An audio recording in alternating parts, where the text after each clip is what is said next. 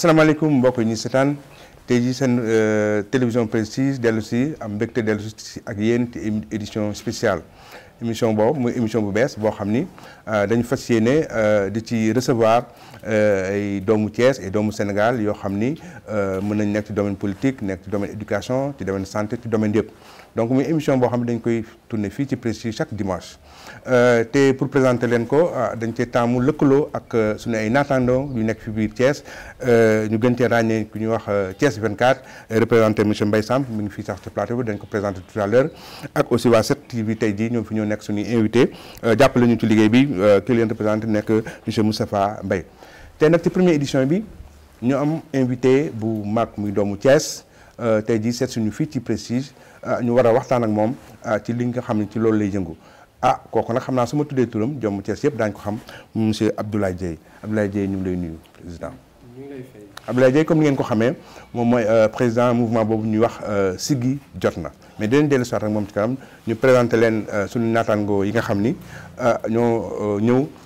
ñëw tey jii waxtaan bi. ki ñu ci juutu nga xam ne mooy suñu doyen wax dëgg yàlla ñu jox ko beaucoup de respect ci yoon bi fii ci presse fii ci Thiès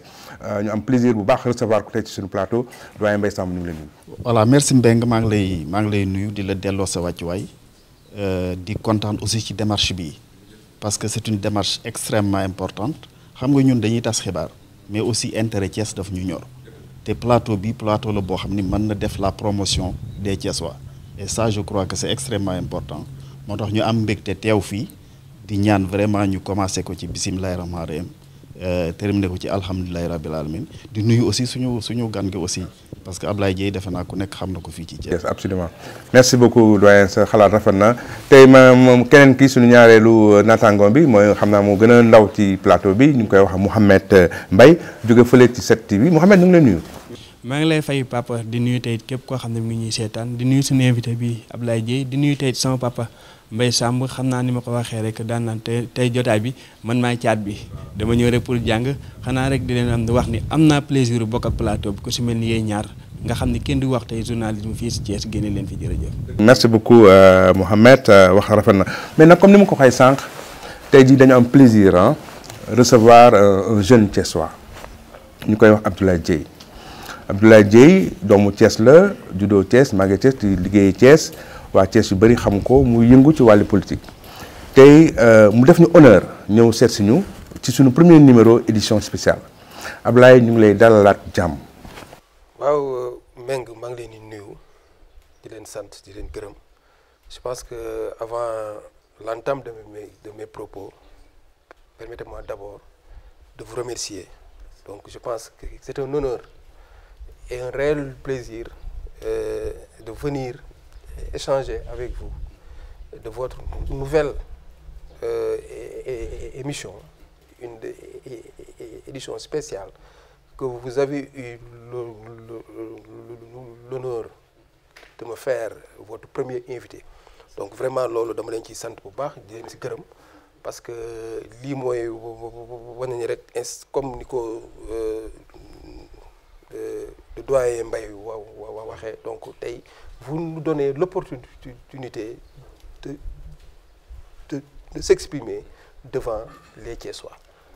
Donc man la Abdoulaye Dieye donc je vais faire ma présentation. Allez-y. Donc man la Abdoulaye Dieye bu juddee Thiès yaroo Thiès màggee Thiès donc sama étude yëpp Thiès laa ko defee comme ni ko ñëpp defee leen defee école primaire je l'ai fait à l'école Iba Katiba ma jógee foofu dem c'est Mamadou Diaw jógee fa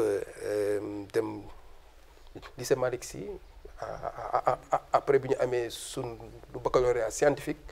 donc je suis allé à l'université Cheikh Anta Diop au niveau du département de la faculté des sciences. Donc après une formation jusqu'à l'obtention de mon DEG en physique-chimie, j'ai eu très tôt à intégrer la vie professionnelle. Et c'est pour cela que je me suis inscrit dans le domaine de l'éducation professionnelle où j'ai eu ma maîtrise en transport logistique. Donc après ce stade-là, on a pu entreprendre quelque chose parce que à chaque fois je le dis, donc il faut servir ton pays. Donc il ne faut pas attendre ce que ta nation peut faire pour toi, mais ce que vous pouvez faire à ton pays. Et pour cela, on a pu entreprendre à créer une structure qui aujourd'hui est devenue leader sur le plan de l'économie maritime. Donc je suis aussi un chef d'entreprise donc qui gère une entreprise dont notre sacerdoce vraiment c'est la gestion donc qui est une chose très importante. Donc comme vous le savez aussi, je suis issu d'une famille brave, d'une famille pour qui le travail est un sacerdoce. J'ai été éduqué par mes parents, donc qui aujourd'hui m'ont inculqué des valeurs et des vertus qui ont eu à participer sur mon cursus personnel mais aussi professionnel.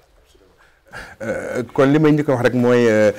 sunu doyen wax naa ko sànq muy doyen Mbaye Samb doyen dégg nañ sànq wax ju rafet ji nga wax ci format bi mais Thiès ñu ñëpp ñoo bokk ndey ak baay yow vraiment yaa ñu xalal yoon bi yaatal ñu ñun ñëpp mais doyen donc moo tax ma lay jox honneur première question bi ci sunu invité. wax nga léegi ni créé nga sa entreprise mais est-ce que en retour xalaat nga doomu Thiès ci sa entreprise boobu parce que ñu ngi wax promotion Thiès léegi. Je pense que pour poser une question bu am solo parce que quand j'étais à l'université donc j'avais toujours rencontré des problèmes de trouver des stages dañ daan bëgg am stage duñ ko mën a am donc vraiment c'est ce qui m'a motivé ma ni tey ñun nous sommes des régionalistes ñii ay Thiès lañ jógee ñii ay Ziguinchor et ainsi de suite mais c'était vraiment difficile pour nous intégrer la vie professionnelle. Donc moi j'ai pris mon avenir en main, créer une entreprise. Mais pour demain, sama entreprise presque les 70% ñi fay liggéey ay doomu Thiès lan. Donc vraiment c'est pour promouvoir l'emploi des jeunes. Donc je pense que sama entreprise moo ngi renforcer la promotion de l'emploi des jeunes, mais aussi, surtout, thiessoises, parce que nous sommes des patriotes. Thiès moom la ñu gëm doomu Thiès moom la ñu gëm donc fu ñu gisee doomu Thiès lu la mën a apporter lañ la koy defal donc tey moo tax si duñu mën mooy entreprise bi nga xamante ni moom la ñuy yëngu ci domaine portuaire. Dañ def manutention def logistique dañ def transport donc il y a beaucoup d'activités logistiques yoo xam ne moom la ñuy def donc suñu priorité yëpp mooy waa Thiès parce que Thiès moom moo ñu ñor parce que ñun suñu lépp Thiès lañ ko jox donc lépp lu ñuy def rek waa Thiès dañ ciy jiital. Très bien Mohamed. waaw wax nga ko créé nga entreprise waaye est-ce que tey li ñu naan jàngal ma ni muy nappi moo gën est-ce que tey yaa ngi financé ay jeunes pour ñu créer seen propre entreprise.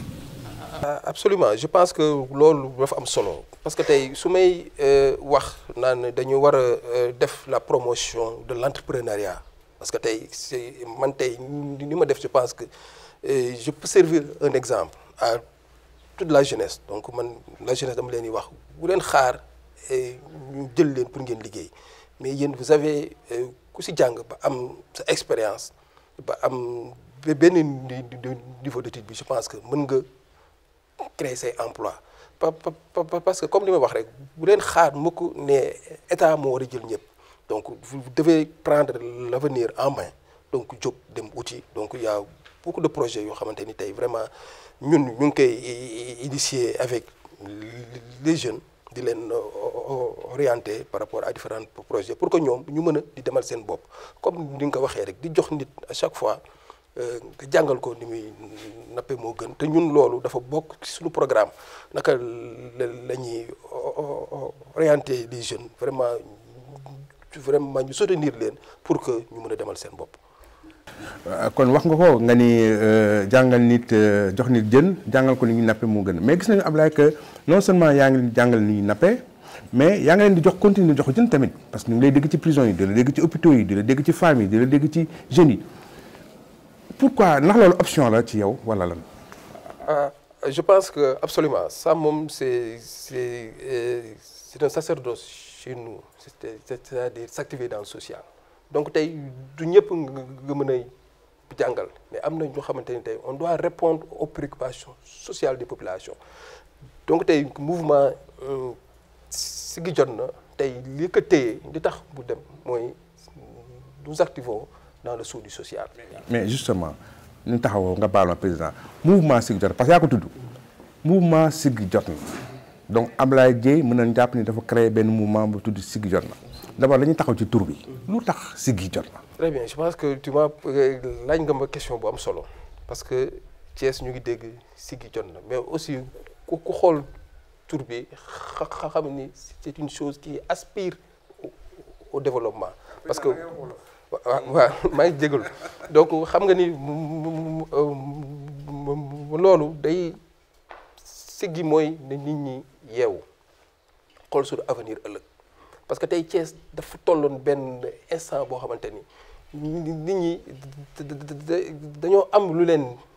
metti te mënuñu koo wax donc ñun tey bi ñu ñëwee ñu ne dinañ leen yee on va faire la réveil des consciences donc ñu siggi suñu bët xool ni kat am na koo xamante ni mu ngi fi nekk ci liggéey mais waa Thiès dañ ko dumóoyu moo tax ka ni kat ma ni Thiès man Ablaye Dieye dama gis ni le président Macky Sall il a une vision dafa am gis-gis bu sori ci réew mi te kat ñun Thiès waru ñu ci dellu gannaaw parce que au moins am na loo xamante ni mu ngi koy def di ko jëmale waa Thiès moo tax tey ma ñëw taxaw ni nañu bàyyi politique gu mbokk politique gu sympathie mais nañ def politique de développement ki nga xamante ni gis na ni kat dina jëmal na suñu réew pour mën ko koy yóbbu si ay lendemain meilleur moo tax tey ñu ne kat dinañ taxaw siggi xool pour ànd ak le président Macky Sall liggéey bu am solo muy def fii Sénégal.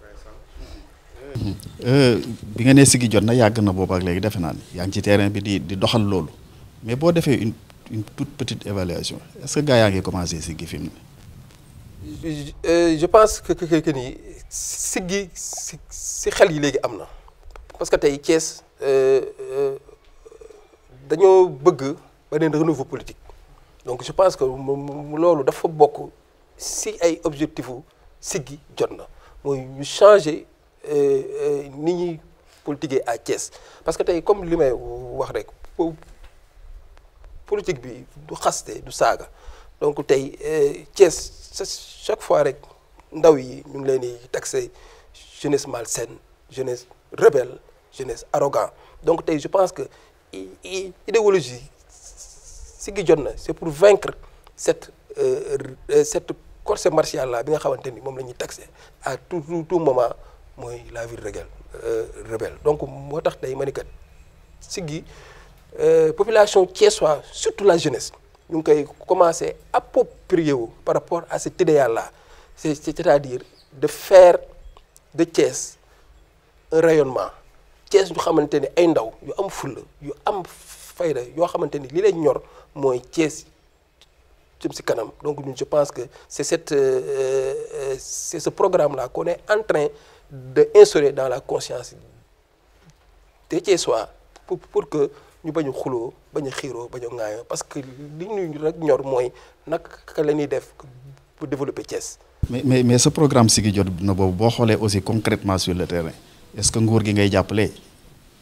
à travers seen politique de développement ak ni ñuy doxale est-ce que ñu ngi la ciy jàppale ñoom parce que Thiès waaye dañuy continuer di leen ŋaaññi naan defuñu fi dara ak yooyu xam nga ça aussi c'est un problème. je pense que ni bu ñu tey bu ñu ñëwee pour jàppale nguur gi c'est parce que dañoo gis ni dañ fay teg ay plans stratégiques yoo xamante ni vraiment buñ leen accompagner Thiès nañ ci mën a gis seen bopp. mais aussi vision Siggi Jotna dépendre la si nguur parce que dañoo ñëw jël suñu propre initiative suñu propre moyen pour taxaw conscientiser waa Thiès c'est pas parce que dañoo am ay moyens yu ñu jox waa Thiès mais tey dañoo ñëw taxaw pour les conscientiser pour que ñu mën a ànd ak nguur gi parce que tey kat nguuru Sénégal def na fi ay avancées yoo xamante ni tey mën nañu ko lim par rapport au programme de son excellence le président Macky Sall comme ni nga ko waxee Promoville bi changé de visage dëkk bi yéen a gis dëkk bi instant yi fiy defar ay tali donc je pense que ki ni tey bu ñu demee bay toog presque ay weer kenn du gis coupure de courant donc nga war a xam ni kat vraiment nguur gi nga xamante ni ñoom ñoo fi nekk actuellement ñoo ngi liggéey moo tax ñun fu ñu dem la ñu fay wax mooy essayer de défendre le bilan du président Macky Sall parce que moom kenn du ñëw di wax ak moom ci bilan parce que li mu fi def leer na te waa Thiès aussi ñu ngi koy commencé gis ñun aussi ñu ngi leen di sensibiliser par rapport à ça pour ñu mën a ànd ak moom liggéey pour que Thiès aussi soit émergent. léegi sama papa dafa la laaj léegi ni la nguur gi mi ngi lay gunge waaye man dama bëgg mouvement Siggi Jotna suñ seetloo sànq maa la koy wax ni la couleur président de la république marron beige la ñu seetlu mouvement Siggi Jotna muy génn si yeneen couleur ñu seetlu tey ni daanaka say nit sax couleur yi ñuy mettre en valeur du marron beige bi loolu lan la mouvement Siggi Jotna mouvement la boo xam ne dafa nekk APR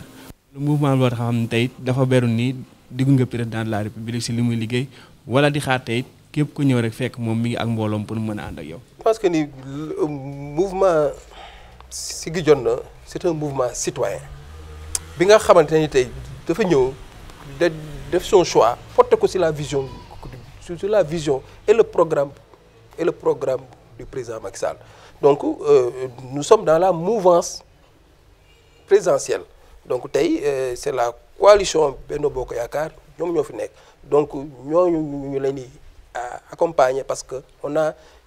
des objectifs pour réélire le président Macky Sall au premier tour lors des élections présidentielles yi nga xamante ni moom mooy ñëw moo tax tey comme ni nga ko waxee rek le mouvement Siggi Jotna dafa am sa particularité mais on est dans la mouvance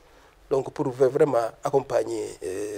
la vision et le programme du président Macky Sall. kon suñuy wax dañ naan mouvement Siggi Jotna mouvement citoyen la à vocation politique. c'est à vocation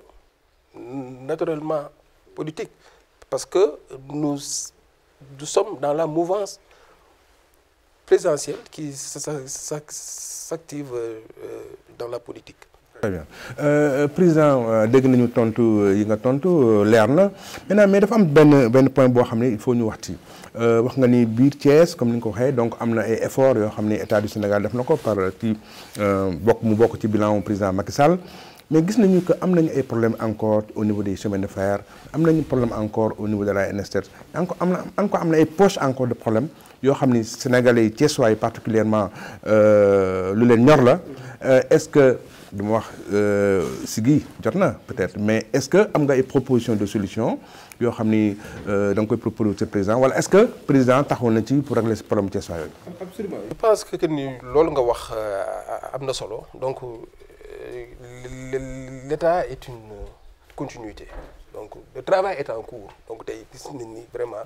am na ay jéego yu am solo yoo xamante ni le président Macky Sall mu ngi koy def jëmale ko ci Thiès donc wax nga fi sànq le problème des chemins de fer donc récemment le président Macky Sall lancé na ni il va lancer le chemin de fer Dakar Bamako donc tey peut-être ñun Sénégalais yi rek ñoo xaw a yàkkamti am impatience mais vraiment gis nañ ni dans le cadre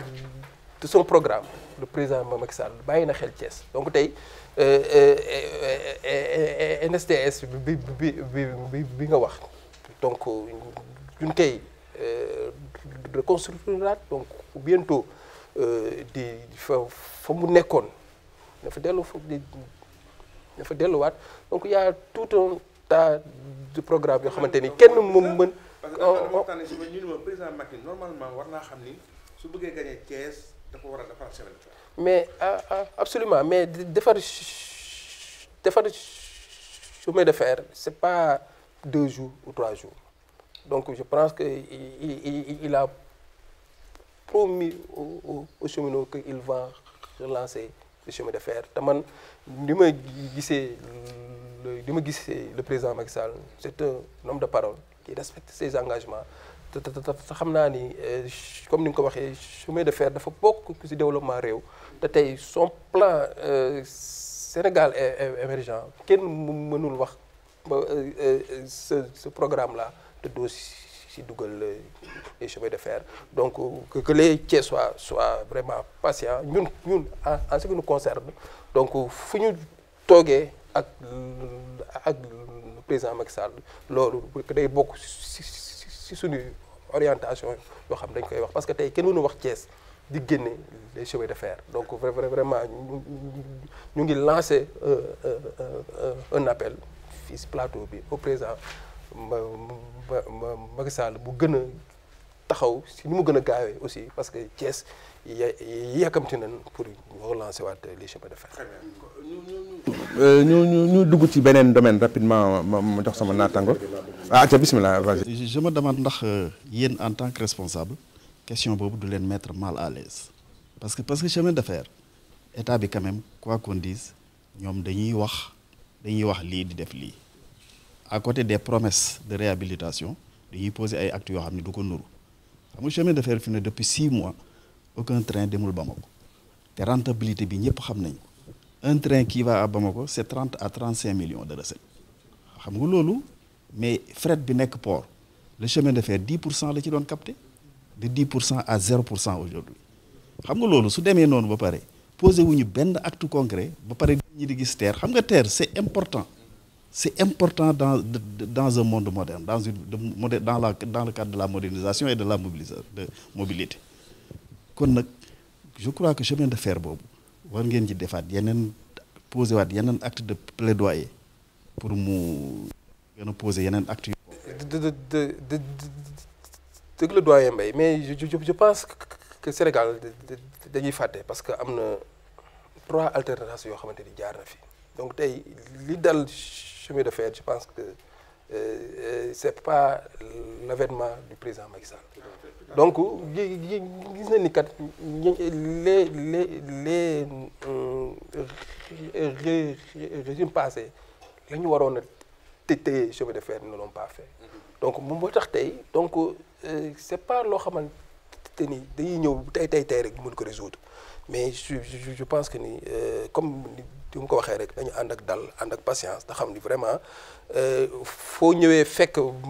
bâtiment bu daanu donc il faut que nga defaat ay fondement te tegaat affaire yi mu jóg donc moi je sais que ni le président Macky Sall est un homme de parole il a dit mais j'espère que Mohamed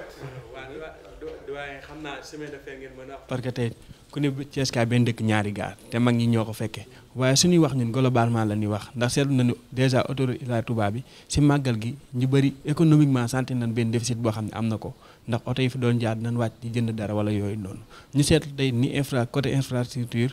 stade Lat Dior mi ngi ne booba léegi ñu naan dina baax ak du baax ak yooyu noonu par rapport ak Promoville bi nga xam ne teg nañ ko fi booba léegi ku nekk di xaar mu baax déjà quartier Somme gas nañ ko ba da ngay jikki-jikki oto yi di daw di dugg si biir loolu lan ngeen ciy wax yéen ñi nga xam ne yéen nekk bokk si mouvement présidentiel bi nekk à Thiès est-ce que su ngeen duggee si kër kat nit du la ni déet man kat sant naa loo xam ne tey manquement la te nguur gi moo ma ko teg. absolument donc je pense que ni li nga wax am na solo surtout li nga wax si autoroute Ila Touba bi loolu ñun dañ ci sant le président Macky Sall ci initiative bu mu jël si audace bi mu jël pour defar cette tour-là en un temps record. Donc je pense que on est dans un monde des nouvelles technologies. Donc il faut des infrastructures. Donc peut-être bon il y a certaines couches boo xamante ni sentiruñu suñu bopp mooy ñi nga xamante ni vraiment ñoom ñoo doon jaay si tali bi, mais aussi en matière d'économie de temps ak d'économie de gain feeñ nañ ci population bi. Donc ñun loolu dañ koy rafetlu te loolu tey Sénégalais yëpp vraiment apprécié nañ loolu nga xamante ni le président Macky Sall def na ko mooy autoroute Ila Touba, parce que dëkk yoon moo ko yoon ay yoon yu baax moom moo koy doxal. Donc aussi nous on veut être à l'image des grands pays développés. wax nga aussi Stade Lat Dior, donc je pense que ni fekkoon informé bu baax, donc je pense que ni stade bi presque pare na. Donc comme ni waxee rek tey Thiès peut-être spéculation moom moo fi daw, parce que tey ñun mouvance présidentielle ba léegi à Thiès on est dans l'opposition. Donc tey lu ñu teg rek le président def na ko dina am ay nit ñoom. lu tax nga ne vous êtes dans l'opposition? Mais parce que c'est eux qui gèrent les mairies, les 3 communes. Donc nous sommes dans l'opposition. Donc tey fu ñu waxee rek peut-être dinañ ko teggi, mais vraiment gis nañ ni le président Macky Sall mu ngi def ay jéego yu am solo fii ci Thiès te bon loolu aussi benn mandat rek lépp mënul pare. moo tax tey ñu jóg ni kat dinañ taxaw pour jéem ko mayaat beneen 2e mandat au premier tour.